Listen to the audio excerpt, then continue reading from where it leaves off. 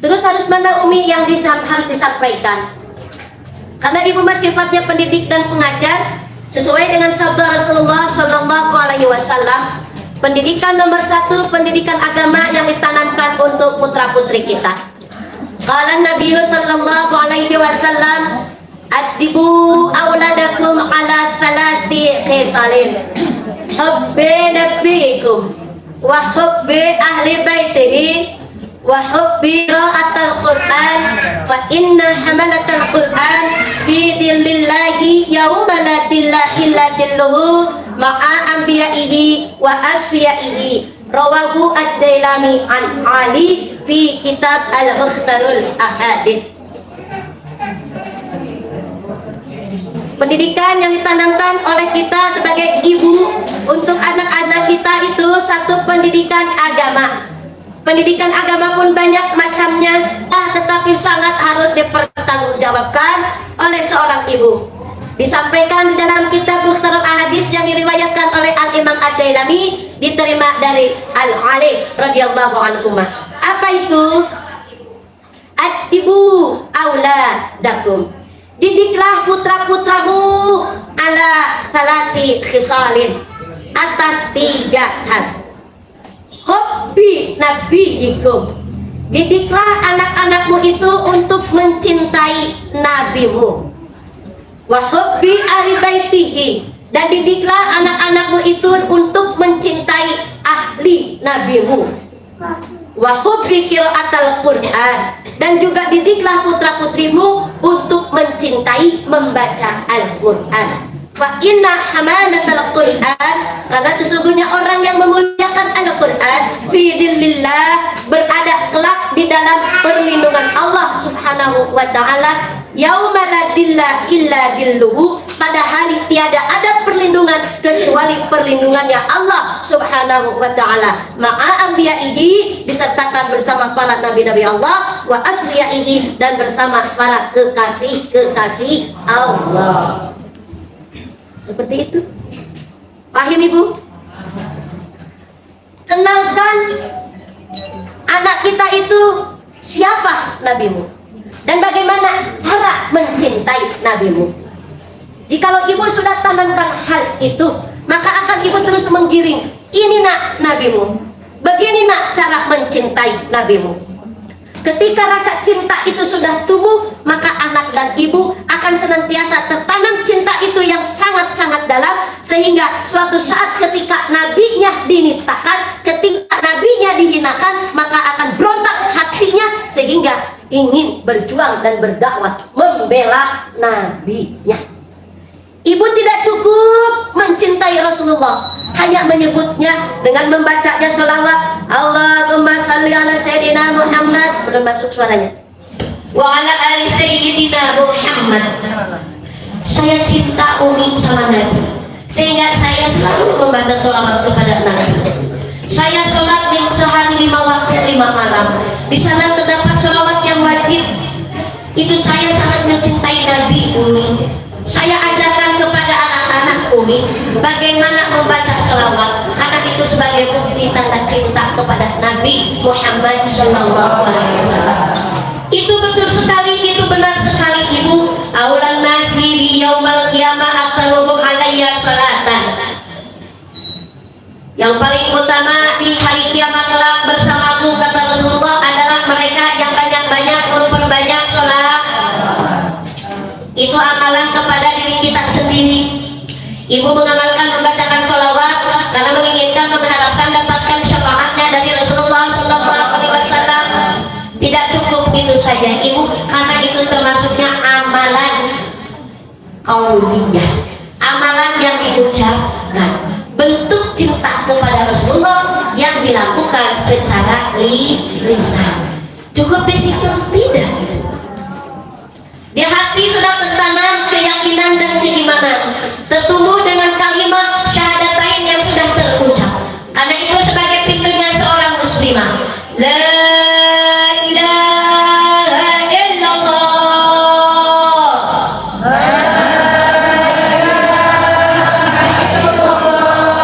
la ilaha illallah, la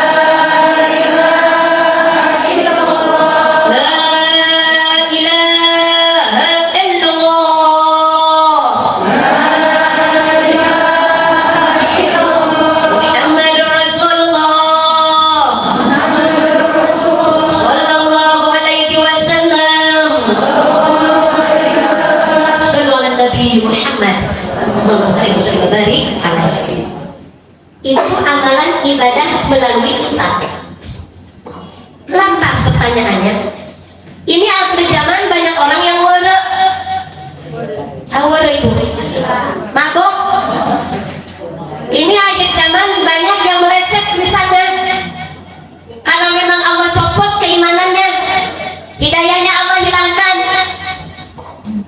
Ada yang ngaku nabi, ada yang menghina nabi. Nabi digambarin di karikatur, disamain sama film-film kartun. Yang ngaku nabi, nabi disamain dengan penjajah seks, nabi disamain dengan orang tukang nyolong apa itu jambu. Ini ada di sana banyak orang yang sablon, dablok, alias keder, alias were.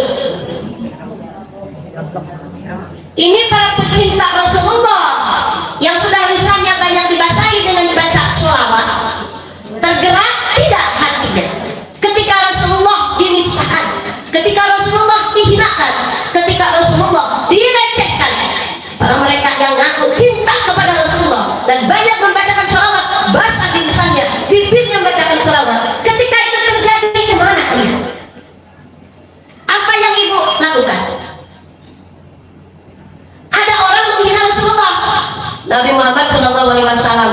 Nabimu itu begini, lagi masa kecilnya itu Musa, dia main lari-larian, dia kerjaannya nyolong jambu. Ada tuh di situ di medsos. Ibu ya? Ibu tahu? Ibu dengar? Yang belum tahu bocong?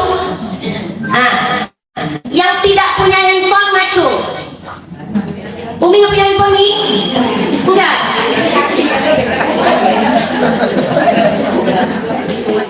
Datang ke majelis taklim, insya Allah jadi sentral ekonomi. Dikasih yang nggak punya. Insya Allah. Yang nggak punya handphone ngacung cuma satu orang. Berarti semuanya bu. Bantu yang nggak punya uangnya, atau memang tidak mau punya handphone nih. Madaratnya banyak banget umi kalau main handphone umi. Kerjaannya selfie mulu umi. Habis bikin masak jengkol selfie umi. Ini jengkol buatan umi. Habis nyuci piring juga umi selfie. Inilah cucian piring umi yang sudah bersih. Belum lagi mau majlis taklim pakai baju yang hidung, yang merah, yang hijau, yang putih, yang gorengan, ceklek lagi. Belum lagi saya lagi jalan-jalan, lagi makan udang, makan cumi, makan apa aja diposting lagi. Enggak cukup di situ, dipeletin lidahnya lagi enak, katanya lagi jilat sawah. Trek. Itu mama kerjaan. Dan riwayatnya lagi di up di mana-mana, di Facebook, di IG, di Twitter, tuh mana-mana. Mana-mana lakukannya itu kan sekarang. Memang demikian. Itu handphone itu ibarat pedang punya matanya satu. Di balik kanan masih salah, di balik kiri masih salah. Jadi bagaimana ibu harus bisa mengurangi handphone. Tapi zaman sekarang nggak punya handphone, apalagi nggak punya Android yang ada WA-nya, ibu bingung. Besok ada usaha dari Bekasi, di Majelis Taklim Al-Furqan. Seragamannya warna gorelang sekarang, seragamannya bu yang pakai bajunya. Ibu kehilangan lagi info di grup. Orang-orang pakai baju gorelang, ibu pakai baju putih. Salah sih enggak, tapi kakom. Enak apa enggak begitu? Enak apa enggak jadinya punya handphone? Belum lagi umi nenek-nenek CLBK gara-gara main handphone. Nenek-nenek CLBK gara-gara ada grup reunian, ada grup alumni. Dikirain grup alumni mana? Grup alumni fakultas mana? Nah, alumni SD pas rumah. Nenek-nenek alumni 70 tahun CLBK pakai aki gara-gara handphone, ada yang begitu? Awas, aku nih. Baik-baik. Emang ada umi yang menghina Nabi? Ada. Emang umi ada yang menistakan Nabi? Ada. Makanya gue lihat di handphone banyak beritanya di YouTube, ada semuanya, nggak bisa di-cut, dia itu langsung internet dunia membukanya, nggak bisa ditutup. Yang ngaku umat Rasulullah, yang mengaku cinta Rasulullah, yang dibasahi bibirnya selalu dengan membaca sholawat, di kaum kiamat kelak mengharapkan syafaat dari Rasulullah, tapi tidak tergerak hatinya ketika Rasulullah dihinakan, dipertanyakan sampai mana kecintaan. Nah, ini politik juga mama harus paham di sini. Ini mama harus tahu. Kenalkan amanah kita, ini nabi kita, dan harus seperti ini saudara nabi kita. Dipelajari semuanya. Kalau orang ini kamu apa namanya Ustazah? Cimahi. Cimahi. Kirain jawaban akan aja dari Cimahi. Orang Cimahi suka baca maulid kan? Maulid sejarah Rasulullah. Sejarah Rasulullah. Maulid itu yang dibaca sejarah Rasulullah. Mau dari Siftiguror, mau dari Deba, mau dari Barisanji, dari Sarfal Anas, mau Jalpula dan lain sebagainya. Itu kalau dibacakan sejarah-sejarah itu di situ komplit. Seperti apa perjuangan sepak terjang Rasulullah. Rasulullah memberikan contoh dari bagaimana cara pendidikan. Rasulullah memberikan contoh bagaimana mendidik dan memberikan pendidikan kepada istri-istrinya. Rasulullah memberikan contoh bagaimana berniaga. Bilang padang pandai banget jualan kan ya? Tirulah cara berdagang Rasulullah. Atau siapapun yang berdagang untuk orang Padang saja. Rasulullah pun mengajarkan bagaimana cara berperang. Rasulullah mengajarkan bagaimana cara memanah. Rasulullah mengajarkan bagaimana naik kuda. Rasulullah bagaimana cara bersosial. Rasulullah bagaimana mengajarkan ibadah baik yang makhluk ataupun yang ghair makhluk. Itu di Maulid. Masuk nih, udah dikenali. Ibu masuk kepada anak-anak kita. Bagaimana untuk menumbuhkan rasa cinta? Berikanlah kitab-kitab yang bisa memuat atau bisa dibacakan isinya tentang Rasul. Dan komik dulu anak-anak suruh baca. Terkadang ibu suka salah kaprah. Anak-anak 3 tahun udah bisa pakai handphone. 4 tahun udah pandai banget, buka aplikasi dan sebagaimana. Anteng judulnya. Yang penting nih pasang rendah 2 jam kelar. Anak anteng. Cucian segunung nih, setrikaan segunung nih, rumahnya 1 hektar nih belum dipel. Yang penting anak kita anteng. Ibu tanpa memperhatikan apa yang dibuka oleh anak itu di dalam handphone. Karena apa Bu? Aplikasi di handphone sekarang walaupun gak ngedownloadnya, anak lagi enak-enakan ibu setel tontonannya boneka-bonekaan. Itu tidak memungkinkan Bu keluar situs yang bisa merusak otak anak ibu. Keluar film-film porno, keluar situs-situs yang menyangkut hal-hal yang seharusnya tidak boleh dilihat oleh anak-anak kita. Hati-hati, jangan saluni dan hemat bijak ibu, anak jangan suruh megang handphone karena akan menjadi bumerang sama ibu. Biarkan ibunya aja yang pegang. Kecuali kalau untuk hal-hal yang sifatnya urgent, contoh kemarin COVID belajarnya pakai handphone, udah dah itu nenek-nenek yang kadang ada handphone, beli handphone buat jual mobil itu nenek-nenek. Handphonenya salah apa nih? Handphonenya biar masuk obrak banyak handphone. Hati-hati, ibu pendidikan, awas orang tua di sini yang punya peranan penting. Jangan punya alasan anak yang anteng dikasih handphone, awas, bakal jadi bumerang. Datang waktunya ngaji, anak mesti bilang handphone. Dibilang apa? Ngaji nak, tanggung mah. Anak emaknya semakin keras, ngaji nak, tanggung mah. Guru udah datang, entar mah. Guru udah ngajar nak, sebentar lagi. Akan jadi bumerang. Ibu akhirnya perang dengan anak sendiri. Waktunya sholat, mulai dari tahmid sampai imam sudah berdiri, anak ibu masih megang handphone. Ditanya bahasanya tak. Apalagi orang tua yang kadang kerja apa nenek-nenek atau emak yang udah kadang gaptek, kadang mati. Ini anak bilang lagi minta tugas mak, tanggung mak lagi zoom lagi apa baik-baik. Ibu punya hak adil untuk bisa mengarahkan dan meluruskan anak kita menjadi apa. Ibu harus lebih galak dari anak kita. Ibu harus lebih tegas dari anak kita. Ibu jangan mau disetir anak kita untuk dalam kebaikan. Karena ingat, anak itu tergantung dari orang tuanya. Mau Yahudikan, mau dinasranikan, mau dimajusikan, orang tua yang punya andil besar untuk anak-anak.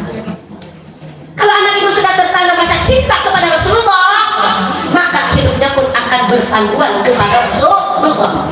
Anak dan ibu akan suri tauladannya kepada Rasulullah. Coba kalau anak-anak kita dijauhin dengan tauladan Rasulullah, Bu. Anak kita yang dipertontonkannya Korea-Koreaan, mending yang bagus. Yang pakai anting sebelah, kupingnya bulu gede banget, dandanannya seperti alaikin, ya, kekurangan bahan. Terkadang menang doang ngelirik itu di badan. Kayak bingung itu badan atau apa, nggak ada busananya. Joget-joget kayak apa tahu. Diam. Jangan salahkan anak-anak kita mengikuti siapa yang digantunginya. Umi bilang Korea kayak nggak benar, tontonan yang nggak benar. Siapa yang punya tanggung jawab ibu? Hati-hati, gimana pun dulu. Jika itu anak sudah diberikan penanamannya, tauladannya kepada Rasulullah, maka anak itu akan mengikuti tindak tanduk Rasulullah, anak, emak, bapak, sejarah. Sudah ibu, tidak ada lagi pelajaran yang paling baik, sudah tidak ada lagi pelajaran yang tidak disangsikan kebenarannya, hanya pelajaran yang sudah diberikan dan juga dicontohkan oleh Rasulullah Shallallahu Alaihi Wasallam. Lanjut. Wa qubbi ahli baitihi. Ibu pula ajarkan kepada anak-anak kita untuk mencintai siapa? Keluarga Rasul. Nah ini keluarga yang seperti apa Umi? Keluarga Rasulullah baik secara nasab ataupun secara keumatan. Secara keumatan ini kita semuanya saudara, karena kita ini adalah umatnya Rasulullah SAW. Tapi tidak cukup di sini. Karena apa? Kata Rasulullah, untuk mencintai sesama saudara seiman, seagama ini harus tertanam rasa cinta seperti mencintai dirinya sendiri. Pengen lagi di luar konteks tapi tidak apa-apa. Apakah ibu sudah menanamkan kepada anak-anak kita bagaimana mencintai saudara-saudara kita seagama? Ini kan saudara semua. Ibu pernah tidak merasakan yang kerudung hijau punya banyak duit, punya banyak emas, yang kerudung merah kelaparan, lantas ibu yang kerudung hijau segera mendatangi supaya membantu ibu orang yang sedang kelaparan. Ibu pernah yang kerudung hitam ini sedang kesakitan dan gak bisa berbuat untuk berobat karena gak punya duit. Ini yang kerudung merah udah punya kelebihan dari situ. Apakah ibu sudah terburu-buru datang membawa itu dia untuk berobat? Kalau belum itu, maka belum tertanam cinta. Kata Rasulullah, cintailah dirimu seperti cintailah orang lain seperti engkau mencintai dirimu sendiri. Ketika sakit kita segera mengobati diri. Ketika lapar kita segera mencari makanan. Ketika kesulitan kita segera berikhtiar supaya keluar dari kesulitan. Sudah belum berbuat untuk itu kepada saudara? Sudah belum? Belum kan? Nah, itu saudara, karena kita umat Rasulullah. Ada lagi yang disebut Ahlul Bait itu, Ahlul Bait emang keturunan Rasul. Bang, masih ada keturunan Rasulullah? Masih ada tidak? Masih ada enggak? Yang masih ragu ngaco? Nah, kalau Fir'aun aja anak cucunya masih banyak, kenapa tidak cucu Rasulullah Allah izinkan hidup sampai akhir zaman? Mana cucu Fir'aun? Tuh tukang bohong, yang tukang masukin ijazah. Yang cucunya Fir'aun, tukang bohong mah. Tuh yang sombong, mentang-mentang jadi jasa, seenaknya aja untuk orang. Mentang-mentang jadi hakim, seenaknya aja ketok palu. Itu kan gak benar. Itu cucunya Fir'aun. Kan Fir'aun juga orangnya. Fir'aun kan sombong orangnya. Mentang-mentang berkuasa, orang berbuat apa aja main dilaporin aja. Dia berkuasa. Itu kan Fir'aun kerjaannya. Kalau cucu-cucunya Fir'aun masih hidup sampai sekarang, kenapa tidak cucu-cucu Rasulullah yang terkenal dengan kesolehannya Allah hidupkan? Nah, seperti apa? Ibu kenalkan dari hal yang sekarang setiap Rasul dimanapun di kolom jagat ini, Bu, turunan Rasulullah itu yang sering kita sebut kata Habib ke laki-laki. Para habaib memang itu sebutan kemuliaan untuk yang masih punya keturunan nasabnya tersambung kepada Rasulullah. Jangan ngiri, jangan puji, emang ibu udah takdir dari Allah, emang dia benar nih Habib. Kalau memang ragu, sekarang akan ada lembaganya yang bisa mengetahui apakah beliau itu seorang Habib atau bukan. Habib itu artinya adalah orang yang dicintai karena memang akhlaknya yang baik, akhlaknya yang bagus, suri tauladan. Kita kenapa tidak cinta kalau ada orang yang seperti demikian? Kalau perempuan keturunan Rasulullah dipanggilnya Syarifah atau Syarifah atau Syarifahnya banyak. Habib panggilan untuk laki-laki, kalau untuk laki-lakinya banyak Habibnya para Habib. Gimana nih kalau bohong urusannya dengan Allah? Karena kewajiban kita mah untuk mencintai Ahlul Bait Rasulullah Shallallahu Alaihi Wasallam. Baik buruknya kembalikan kepada Allah Subhanahu Wa Taala.